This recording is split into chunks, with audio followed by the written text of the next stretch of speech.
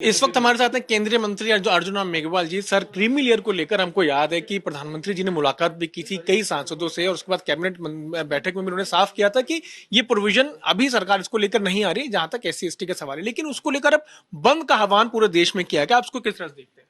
देखिए, 9 अगस्त को प्रधानमंत्री जी को एक ज्ञापन दिया गया था संसद भवन में अनुसूचित जाति और जनजाति के सांसदों के द्वारा कि विपक्ष के कुछ MP, सत्र चल रहा था उस समय, ये भ्रम फैला रहे हैं कि सरकार क्रीमी लेयर लागू कर दिया, सुप्रीम कोर्ट का फैसला आ गया, ऐसा भ्रम फैला रहे हैं। तो एक ज्ञापन था।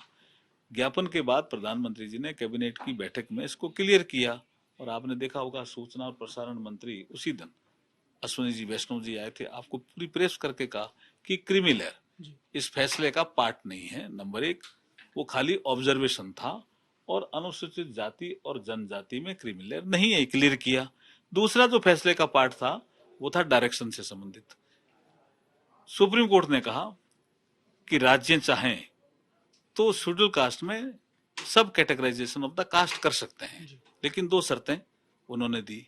एक शर्त थी क्वांटिफाइबल डेटा और दूसरी शर्त थी जिस जाति का ग्रेजुएशन आप करना चाहते हो, बढ़ाना चाहते हो, तो वो 100% नहीं कर सकते जो SC के लिए निर्धारित है।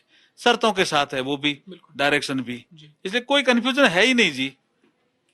लेकिन लेटरल एंट्री पर हमने कल देखा कि जैसी सरकार ने ये फैसला वापस लिया और कैंसिल किया गया एडवर्टीजमेंट, सरकार ने कहा, विपक्ष ने कहा कि उनका जो मोटिव है वो ये कि आदिवासी SC ST के जो हक हैं वो बचाए जाएंगे, उनके लिए वो राइट फाइट करते रहेंगे। ऐसा नहीं है जी, वो झूठ बोल करके सरकार को बदनाम करने का काम कर रहे हैं। लेटरल एंट्री उनके जमाने में नहीं था क्या? नेहरू जी के जमाने में भी लेटरल एंट्री, मैं कई नाम गिना सकता हूं।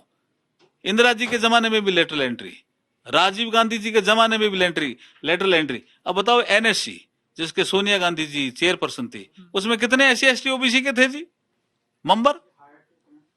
इसका मतलब झूठ बोलना, भ्रम फैलाना, ये विपक्ष का काम हो गया क्या? विशेष करके राहुल गांधी जी का। उनको देखना चाहिए ना कि उनके पीरियड में कितनी लेटरल एंट्री हुई है।